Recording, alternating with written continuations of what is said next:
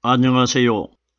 저는 성경 속에 감춰져 있는 하나님의 비밀이 되신 예수 그리스도에 관한 신비의 말씀을 전하는 영마루입니다.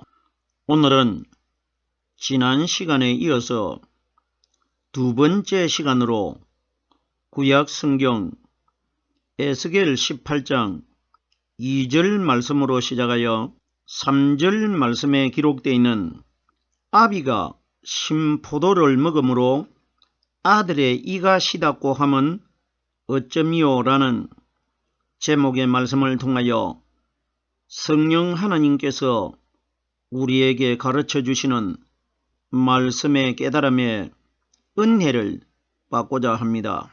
그럼 에스겔 18장 2절 본문 말씀을 열도록 하겠습니다. 너희가 이스라엘 땅에 대한 속담에 이르기를 아비가 신포도를 먹었으므로 아들의 이가 시답고 함은 어쩌미뇨. 본문에 기록되는 이 말씀은 지난 첫 시간을 통해 가지고 일부분의 구절의 단어의 말씀을 이미 설명을 드린 바가 있는데, 본문에 에스겔 18장 2절과 18장 3절에 하나님께서 속담에 관하여 말씀을 두 번을 중복해서 하셨는데, 이 속담이라는 단어에 관하여 영적으로 우리에게 어떤 뜻으로 말씀하시는지를 깨달아야 됩니다. 하나님께서 정말 이스라엘 백성들이 지키는 그 속담에 관하여 말씀을 하신 것이 아니고, 성경이 가리키는 속담은 오랜 전통을 가지고 있습니다. 그러면 성경이 가리키는 옛것, 오래된 것은 율법을 가리킵니다. 예수님께서 이 땅에 오셔가지고 율법을 묵은 것으로 비유를 하셨기 때문에, 그러면 지난 시간에 아비가 신포도를 먹었으므로 하는 이 신포도에 관하여 설명을 드리는 중에 요한복음 19장 29절로 30절 말씀을 인용하려고 할 때에 시간 관계상 오늘 이 시간에 이어서 두 번째 시간을 통해 가지고 신포도주에 관하여 요한복음 19장 29절로 30절 말씀을 인용을 해보겠습니다. 예수님께서 십자가에 못이 박혀가지고 십자가 위에 달려 있습니다. 달려 있을 때에 거기 신포도주가 가득히 담긴 그릇이 있는지라 사람들이 신포도주를 먹으면 해용을 우슬초에 메어 예수의 입에 대니 예수께서 신포도주를 받으신 후에 가라사대 다 이루었다 하시고 머리를 숙이시고 영원히 돌아가시니라, 이렇게 기록되어 있습니다.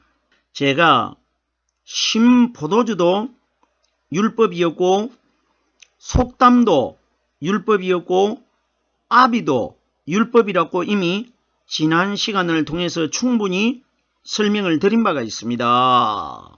반드시 이 두 번째 시간의 말씀을 듣기 위해서는 첫 번째 이 말씀 1편을 먼저 들어야 2편의 말씀을 연결시켜서 깨달을 수가 있습니다. 계속해서 지난 시간에 전했던 줄거리를 제가 요약 정리를 하면은 말씀이 중복되는 경향이 있기 때문에 반드시 2편을 먼저 듣는 것이 아니라 1편을 먼저 듣고 2편에 연결을 시켜서 들어야 이 내용을 깨달을 수 있다는 것입니다. 자, 그럼 보세요. 요한복음 19장 29절로 30절 말씀에 거기 신포도주가 가득히 담긴 그릇이 있더라. 거기라는 이 지역이 어딥니까? 예수님이 못 박힌 예루살렘 산입니다. 그럼 보세요. 그럼 우리들이 솔직하게 깨달아 봅시다. 예수님이 십자가에 못 박힌 그 현장에 신 포도주가 가득히 담긴 그릇이 왜 있겠습니까? 그러면은 이 신포도주를 왜 가지고 갔겠습니까? 그럼 우리들이 정말 예수님이 십자가 위에 못 박혀 계실 때에 그 땅에 신 포도주가 가득히 담긴 그릇이 있더라, 이런 방향으로 깨달으면은 그럼 우리들이 이 신포도주를 가지고 어떤 방향으로 이해를 하게 되느냐? 제가 옛날에 신앙생활 처음 할 때에 초라고 합니다. 신포도주를 초라고 하는데, 신포도주를 예수님이 먹으면은 몸이 마취가 돼가지고 고통을 들어줄 수가 있기 때문에 거기에 신포도주를 가지고 갔다 생각을 해보세요. 예수님을 못 박아 죽인 유대인들은 예수님이 어떻게 하면은 고통을 더 많이 받게 하겠느냐, 이런 것을 궁리하다가 예수님을 십자가에 못 박은 겁니다. 사형을 시킬 때 십자가의 고통이 가장 고통이 심합니다. 그러면은 유대인들이 십자가에 달려있는 예수님을 고통을 주기 위해서 손과 발에 못을 받고 머리에 면류관을 씌웠는데, 그럼 그 포도주를 먹으면은 마취가 되고 고통이 둔해지면은 유대인들이 왜 예수님을 이런 방향으로 포도주를 먹이려고 가지고 갔다는 겁니까? 이런 원리 아니라 말입니다. 그럼 우리들이 정말 예수님이 못 박힌 그 예루살렘 산에 포도주가 그릇에 담겨 가지고 있었느냐 없었느냐, 이런 것은 생각할 필요가 없습니다. 왜? 하나님이 이런 것을 기록하신 것이 아니기 때문에 이런 이야기 아닙니다. 자, 보세요. 거기라는 것은 땅을 가리키는데 거기는 예루살렘인데, 성경이 가리키는 지역의 이름은 이 세상을 상징합니다. 살고 있는 이 세상을 거기라고 합니다. 거기 신 포도주가 가득히 담긴 그릇이 있는지라, 예수님이 이 땅에 오셨을 때 성경이 가리키는 그릇은 로마서 9장 24절에 그릇은 우리 사람을 가르쳐 그릇이라고 합니다. 그러면 사람의 마음속에 예수님이 이 땅에 오셨을 때 예수님 혼자만 그 마음 그릇 속에 신약에 성령이 들어있고, 예수님 외에 인류 전체 마음 그릇 속에는 신포도주, 율법이 다 들어있다는 것입니다. 가득히 담겨있다는 것은 사람의 마음 안에 율법으로 다 죄로 가득 채워져 있다. 율법이 죄를 상징하지 않습니까? 보세요. 그 그릇이 어디에 놓여 있습니까?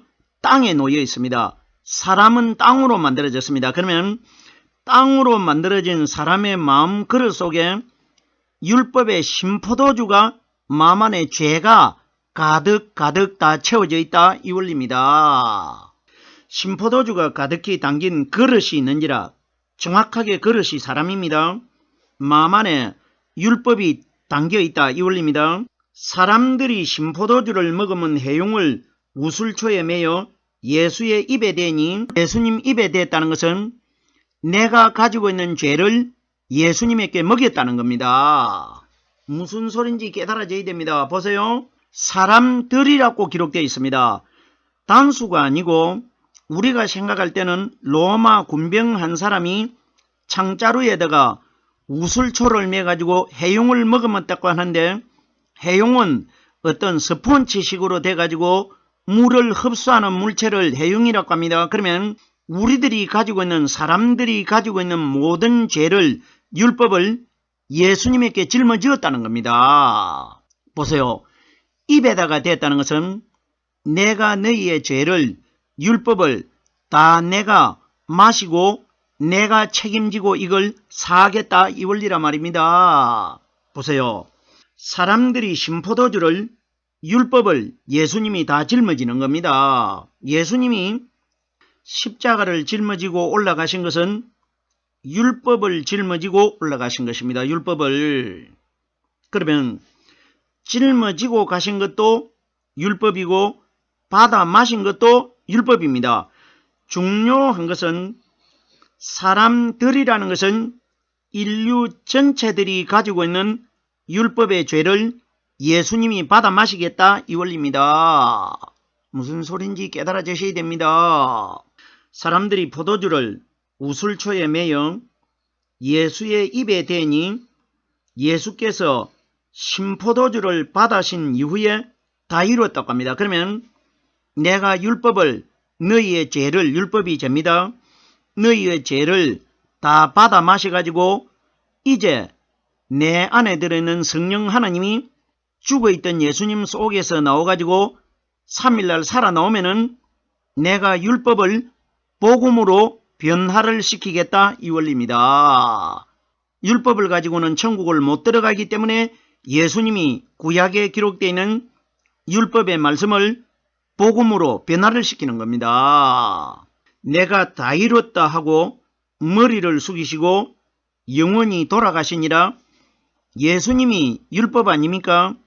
율법에 예수님이 죽을 때 구약의 율법도 함께 죽어가지고 무덤 속에서 3일날 그리스도께서 거듭나실 때에 율법도 다시 거듭나게 된 겁니다. 거듭날 때에 죄를 가진 예수가 죄가 없는 그리스도로 거듭나신 것처럼 구약의 율법이 변해가지고 죄가 아니고 이제는 선한 하나님의 복음으로 변화를 받았다는 것입니다. 이걸 가리킨 것입니다. 아비가 신포도를 먹었으므로 예수님이 이 땅에 오셨을 때에 율법을 믿는 자들은 다 신포도주, 율법을 다 마음속에 다 믿음으로 가지고 있었지 않습니까? 이걸 아비가 신포도를 먹었으므로 먹었다는 것은 성령이 이 땅에 오시기 전까지는 다 율법의 신포도주를 먹었다는 것입니다. 계속해서 다음 단어를 보겠습니다. 아들이 이가 시닫고 함은 어쩌미요? 구약시대 때는 제가 지난 시간을 통해 가지고 서론을 말씀드릴 때에 에스겔이 기록한 이 에스겔서는 영적 복음시대를 우리에게 보여준 사건이라고 이미 말씀을 드렸습니다. 그러면 구약시대 때는 부모가 신앙이 좋으면은 하나님을 믿는 믿음이 좋으면은 가정 전체 집도 복을 받고 가족들도 복을 받고 땅도 복을 주셨습니다. 하나님이 구약시대 때는. 그럼 보세요. 그럼 에스겔서는 신약에 복음에 오실 성령이 기록되어 있기 때문에 그러면 아비가 율법을 믿었다고 해서 아들에게까지는 영향이 이제는 미치지 않는 시대가 도래할 것이라 이것이 복음시대입니다. 구약시대 때는 아버지가 신앙생활을 잘하면 아들에게도 영향이 미쳤는데 신약에 오순절날 성령이 오시고 나면은 아들의 믿음도 따로 있고 아비의 믿음도 따로 있고 개개인이 다 하나님을 믿는 믿음이 개인이 가질 것이라 이걸 하나님이 우리에게 영적으로 말씀해 주시는 것입니다. 아버지가 율법을 믿는다고 해서 그 아들도 율법을 믿는 것이 아니고 아버지는 율법을 믿어도 아들은 복음의 성령으로 말씀 깨달을 수가 있다 이 원리입니다. 이걸 아들이 이가 시닫고 하면 어쩌미요? 이런 이제 속담적인 시대는 끝이 날 것이라 이 원리입니다. 충분히 우리가 이 원리 깨달으셔야 됩니다. 계속해서 에스겔 18장 3절 말씀을 열도록 하겠습니다. 나 주 여호와가 말하노라. 내가 나의 삶을 두고 맹세하노니 너희가 이스라엘 가운데서 다시는 이 속담을 쓰지 못하게 되리라. 제가 이미 결론을 설명을 드렸습니다. 오순절날 성령이 오시면은 이제는 다시는 구약시대 때처럼 부모가 믿음이 좋으면은 자녀들도 복을 받고 이런 시대가 끝이 날 것이라 이 원리입니다. 보세요. 나 주 여호와가 말하노라. 나 주는 여호와 세 분류가 나누어져 있는데 나라는 분도 성경에 기록되어 있는 말씀이고 주라는 분도 성령의 말씀이고 여호와도 말씀입니다. 그러면 나 주 여호와 세 분류가 나누어져 있는데 말하노라 하는 것은 성경에 기록되어 있는 이 말씀이 바로 요한복음 1장 1절에 이 말씀은 곧 하나님이시라. 그러면 나 주 여호와가 말하노라는 것은 성경에 기록되어 있는 이 말씀이 우리에게 말씀해 주시고 있다, 이 원리입니다.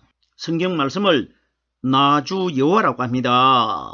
요한복음 5장 39절 말씀에 예수님께서 율법 성경을 펴놓고 연구하는 유대인들에게 이 성경이 곧 내게 대하여 증거하는 것이로다. 그러면 나 주 여호와는 내게 대하여 증거한다고 말씀하신 하나님이신 예수님 자신에 관하여 다 기록되어 있다는 것입니다.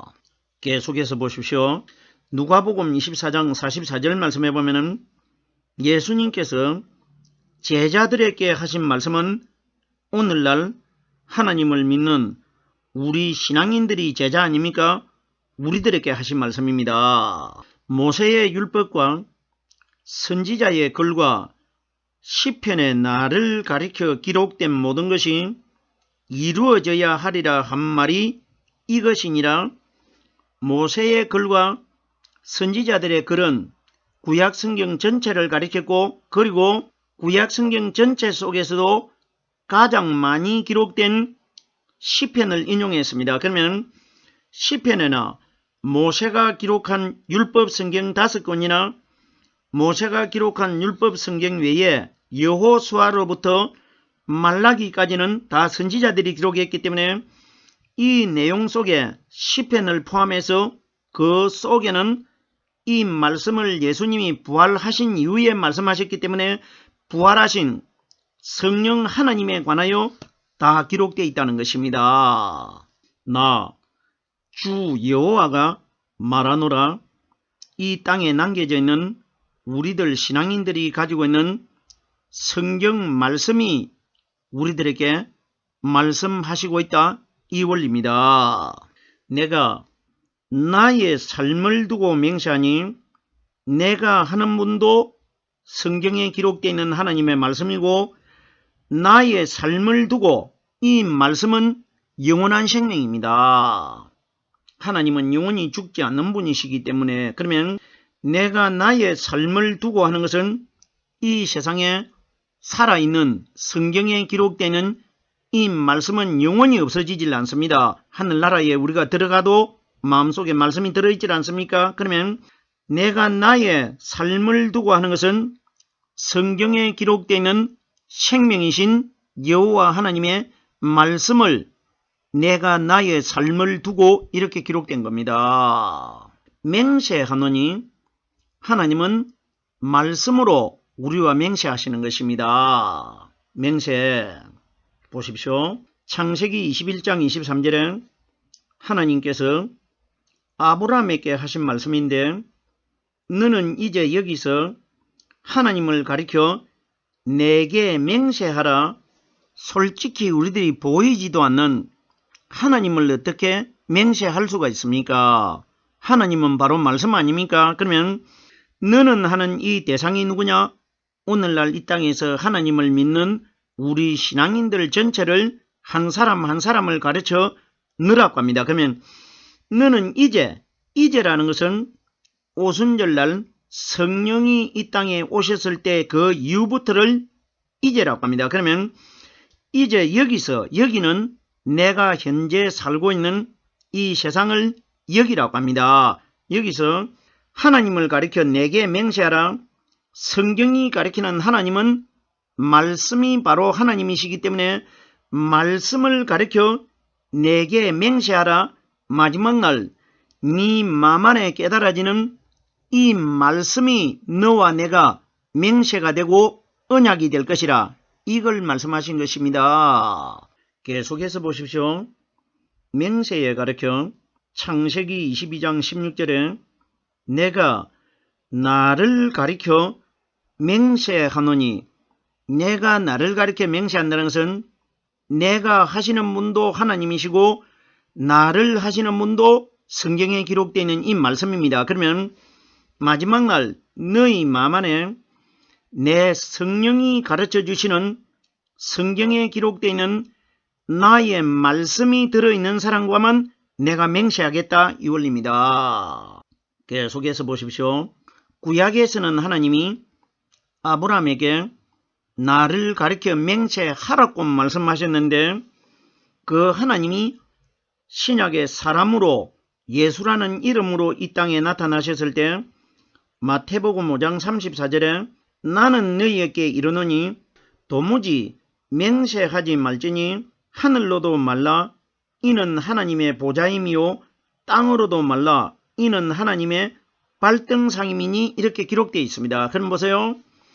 신약에 오신 하나님이신 예수님은 맹세하지 말라고 하셨고 구약의 여호와 하나님께서는 맹세를 하라고 합니다. 그러면 예수님이 맹세하지 말라는 것은 이제 너희 마음 안에 이 말씀이 들어가면은 이것이 마지막 심판날 너희와 내가 지키는 맹세, 언약이 되겠다. 이걸 말씀해 주신 것입니다.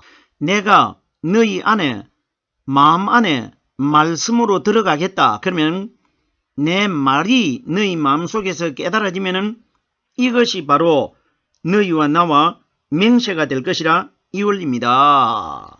계속해서 다음 단어를 보겠습니다. 너희가 이스라엘 가운데서 다시는 이 속담을 쓰지 못하게 되리라. 너희는 이 땅에서 하나님을 믿는 우리 신앙인들을 가리켜 너희라고 말씀하십니다. 그러면 너희가 이스라엘 가운데서 이스라엘은 하나님이시기 때문에 신앙생활을 하는 너희들 가운데서 하나님을 믿는 신앙인들 중에서 이 원리입니다. 가운데서 많은 무리들 중에서 이 원리입니다. 너희가 이스라엘 가운데서 이 땅에서 이스라엘이신 하나님을 믿는 신앙인들 중에서 이 원리입니다. 가운데라는 단어에 관하여 요한복음 1장 14절 말씀에 말씀이 육신이 되어 우리 가운데 거하시며, 그럼 보세요. 너희가 이스라엘 가운데서 하나님을 믿는 신앙인들 중에서 우리 마음 중심에 말씀이 성령으로 깨달아지고 있는 사람들을 너희가 이스라엘 가운데서 너희는 성령으로 말씀 깨달은 사람들이고 이스라엘은 하나님 말씀입니다. 하나님이 이스라엘이시기 때문에 이스라엘 가운데서 다시는 이 속담을 쓰지 못하리라. 제가 서두에 속담이 오순절날 성령이 이 땅에 오시기 전에 율법 시대를 속담이라고 이미 설명을 드렸습니다. 다시는 이 속담을 쓰지 못하게 되리라. 그러면 율법이 상징적으로 속담이 된다면 율법에 속해져 있는 사람이 누굽니까? 마리아의 아들로 태어난 예수님은 율법 아래서 태어났습니다. 예수님은 율법 아래서 태어나셨지만은 예수님 마음 가운데 들어 계시는 성령은 영적으로 복음 아닙니까? 그러면 바깥에 보이는 예수는 안에 들어 계시는 보이지 않는 성령 하나님의 그림자 역할을 하신 것이고 안에 보이는 성령은 오순절날 보이지 않게 오실 뿐이고 바깥에 보이는 예수는 율법은 그림자일 뿐입니다. 그림자를 믿어가지고는 하늘나라 못 들어갑니다. 그럼 보세요. 다시는 이 속담을 쓰지 말라고 하는 것은 오순절날 이제 근본체가 되신 성령 하나님이 말씀으로 이제 이 세상에 너희 마음 안에 들어가기 위하여 오셨기 때문에 지금까지 구약에서 쓰던 속담은 오순절날 이 땅에 임하실 성령의 그림자였다는 겁니다.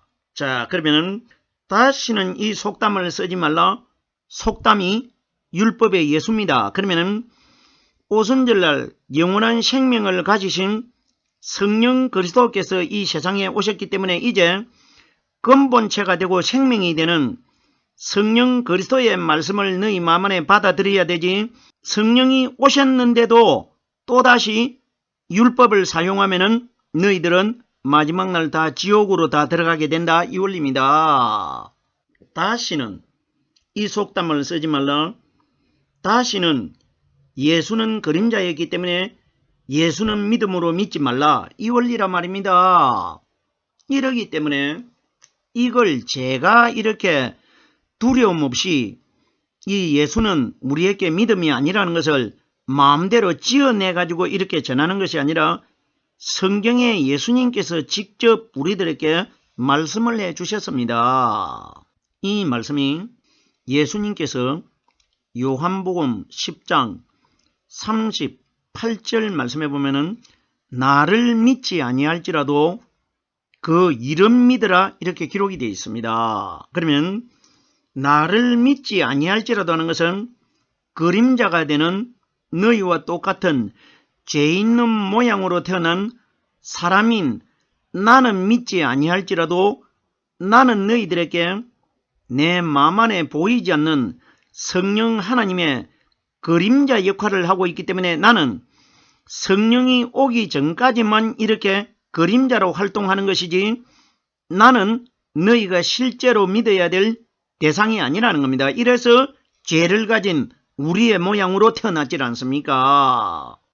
믿음의 대상이 아니라는 걸 가르치기 위해서. 그러면 그 이름 믿으라는 것은 그 일은 예수님 마음 안에 들어 계시다가 오순절날 이 땅에 임하신 성령이 우리에게 가르쳐 주시는 이 말씀을 그 일이라고 합니다. 그러면 눈에 보이는 나는 믿지 아니할지라도 내 안에 들어 계시다가 오순절날 이 땅에 임하신 성령이 가르쳐 주시는 말씀은 믿어야 된다는 것입니다.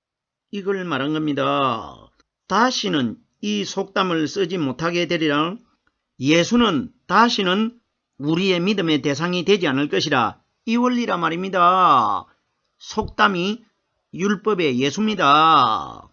이와 비슷한 내용의 원리가 창세기 32장 28절에 하나님께서 야곱에게 네 이름을 다시는 야곱이라 부를 것이 아니요 이스라엘이라 부를 것이니 야곱은 율법의 예수님이었고 이스라엘은 예수님 안에 들어계신 성령 그리스도입니다. 그럼 보세요.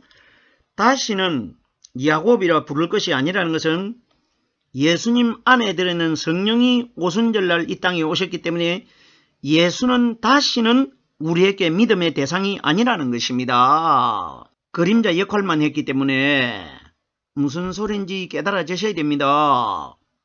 하나님이 이 말씀을 두 번이나 해 주셨습니다. 창세기 35장 10절에 보면은 네 이름을 다시는 야곱이라 부르지 않겠고 이스라엘이 네 이름이 되리라 하시고 그가 그의 이름을 이스라엘이라 부르시고 이스라엘은 새벽의 무덤 속에서 부활하신 그리스도의 이름이고 야곱은 무덤 안에 생명이 끊어져 가지고 죽어 장사되어 있는 예수의 이름입니다. 그럼 다시는 이 속담을 쓰지 못하게 되리라는 것은 오순절날 성령이 이 땅에 오셨는데 하나님이 율법의 예수는 우리의 믿음의 대상이 아니고 그림자 역할을 했기 때문에 그림자를 믿어가지고는 하늘나라에 못 들어가기 때문에 그림자가 되는 예수는 속담이기 때문에 다시는 이 율법의 예수는 너희의 믿음으로 삼지 말라는 겁니다. 이걸 말해준 겁니다. 쓰지 못하게 되리라는 것은 예수님께서 이 땅에 오셨을 때 율법을 믿는 사람들에게 네가 가지고 있는 소유를 다 팔아가지고 가난한 자들에게 주고 그리고 나면은 하늘에서 너에게 보화가 있을 것이라. 하늘에서 내려오는 보화는 부활하신 성령 그리스도를 가리킨 것이고 소유를 다 팔아라고 한 것은 가룟 유다가 율법의 예수를 율법을 연구하는 장로들과 대제사장들에게 팔아 넘긴 것처럼 율법의 예수는 다 팔아야 된다는 것입니다. 이것이 쓰지 못하게 하는 겁니다. 오늘 제가 에스겔 18장 2절 말씀과 3절 두 구절의 말씀을 깨달아 보았습니다.